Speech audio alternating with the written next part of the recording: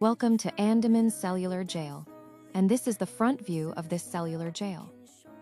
Let's go to Andaman cellular jail. Okay, నిన్నైతే miss అయింది, ఇవాళ మిస్ అవ్వదు. ఎర్లీగానే స్టార్ట్ అయిపోయాము. పొద్దున్నే వెళ్ళి బ్రేక్ఫాస్ట్ చేసేసి పక్కనే పార్క్ ఉండిద్ది సెల్యులర్ జైల్ ఎదురుగా. ఆ పార్క్లో కాసేపు కూర్చున్నాం, ఎందుకంటే ఎంట్రీస్ 9 నుంచి స్టార్ట్ అవుతాయి అంట. సో మేము కొంచెం ఎర్లీగా వచ్చాం కాబట్టి కాసేపు పార్క్లో కూర్చుందాం అనుకుంటే వాన స్టార్ట్ అయిపోయింది. అందుకే మళ్ళీ జైల్ దగ్గరికి వచ్చాము. ఇంకా 9 అయింది, ఎంట్రీ స్టార్ట్ చేశారు. ఇంకా లోపలికి వెళ్ళాము. ఇక్కడే రాత్రి లైట్ షో అయితే జరిగింది. ఇంక ఇక్కడ నుంచి లోపలికి వెళ్ళిపోవాలి.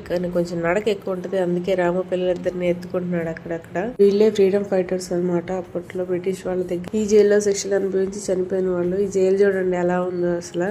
ఇప్పుడంటే లైట్లు పెట్టారు కానీ అప్పట్లో లైట్స్ ఏమి ఉండేవి కాదంట. ఎలా ఉండేవాళ్ళు ఏంటో. మా అమ్మాయి అయితే ఆయనతో ఏంటో మాట్లాడేస్తుంది. ఇక్కడ నుంచి పై ఫ్లోర్ కి వెళ్తే అక్కడ రెప్లికా ఆఫ్ సెల్యులర్ జైల్ అనమాట. అంటే బ్లూ ప్రింట్ లాంటిది ఎలా ఉంది ఏంటి అప్పట్లో అనేది చూపిస్తారు. అప్పట్లో అలా ఉండేదంట. ఇప్పుడు కొంచెం కొంచెం మార్పులు జరిగాయి. ఒకవైపు అంతా హాస్పిటల్ లాగా దాన్ని టర్న్ చేశారనమాట. జైలు చూడటం ఇదే ఫస్ట్ టైం నేను. ఇలాగ ఉంటుందని అప్పట్లో ఇలాగుంది, మరి ఇప్పుడు ఎలా ఉందో నాకు తెలియదు. కానీ మా ఆయన ఏం పరిశోధనలు చేస్తున్నాడు ఎలా ఉంది బాగుందా లేదా అని. కానీ అప్పట్లో ఇక్కడ చాలా కష్టాలు అనుభవించే వాళ్ళంట మన ఇండియన్స్. ఇక్కడ కానీ వచ్చారంటే ఈ జైల్లో వేసారంటే ఇంకా లైఫ్ కథం అయిపోయినట్టే. ఇంకా చచ్చే వరకు ఇక్కడే ఉండాల్సిందేనమాట. ఇక్కడ మా వాళ్ళు నన్ను జైల్లో పెట్టి లాక్ వేసి వెళ్ళిపోతున్నారు.